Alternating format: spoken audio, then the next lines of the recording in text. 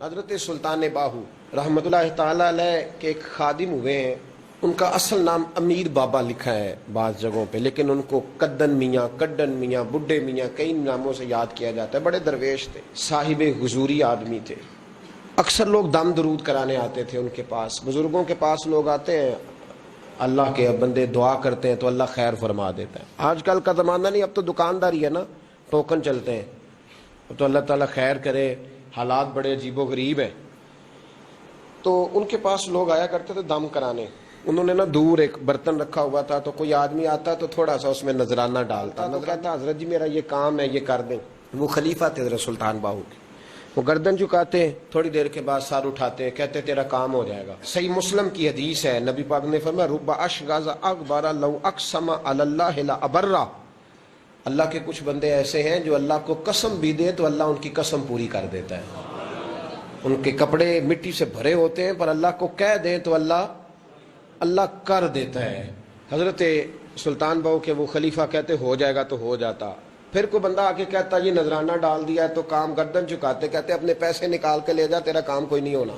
ایک دفعہ کچھ سید زادیاں آ گئیں، انہوں نے آ کے نا اس زمانے میں 100 روپیہ، سمجھ لیں کہ آج کل لاکھ روپیہ، بابا جی کے نذرانے والے گلے میں ڈالا اور آ کے کہا کہ بابا ہمارے نا ایک بچے کو سزائے موت ہو گئی اور حلفاً بتاتے ہیں کہ ناجائز پھانسی کا حکم ہوا ہے، تو تیری رب رسول کی بارگاہ تک رسائی ہے، مہربانی کر، سیدوں کا بچہ ہے، مہربانی کر۔ بابا جی نے گردن چکائی اور کہا اپنا 100 روپیہ نکال کے لے جاؤ، مشکل ہے بچہ بچے تو میں کچھ نہیں کر سکتا۔ سید زادیاں تھی، روتی ہوئی لوٹ گئیں۔ بچے کی نانی زندہ تھی، ان کو جا کے بتایا تو وہ رونے لگ گئیں، کہنے لگیں تمہیں بات نہیں کرنی آئی، اللہ کے بندے بڑے نرم دل ہوتے ہیں، تمہیں منانا نہیں آیا، ورنہ یہ ہو سکتا تھا۔ میں جاتی ہوں۔ وہ آئی، 100 روپیہ ڈالا اور بابا جی امیر صاحب کے پاس بیٹھ کے کہنے لگی بابا بات یہ ہے کہ ہم سید ہیں، ہے سارا ہمارے گھرانے کا، پر چلو آج تک رسائی تیری ہے، آج کل تیرے تعلقات مضبوط ہیں تو مہربانی کر، کوئی غلط بات نہیں، بچے کو پھانسی غلط ہو رہی، مہربانی کر۔ بابا کہنے لگا اماں میرے بس میں نہیں، میں بھی تو اللہ کا کمزور بندہ ہوں نا، مالک کا کمزور بندہ ہوں، کو ضروری نہیں، دعا پہ فضل ہوتا ہے، اگر اس کی مشیت ہو تو پھر بندہ کیا کر سکتا ہے۔ تو اماں یہ کام نہیں ہو سکتا۔ تو اماں رونے لگ گئی، کہنے لگی کوئی نہیں، میں قیامت کے دن حضور کی بارگاہ میں تیری شکایت کروں گی، میں کہوں گی کہ میں نے بتایا تھا میں سید ہوں، اس نے توجہ ہی نہیں کی، میرا کوئی خیال ہی نہیں کیا۔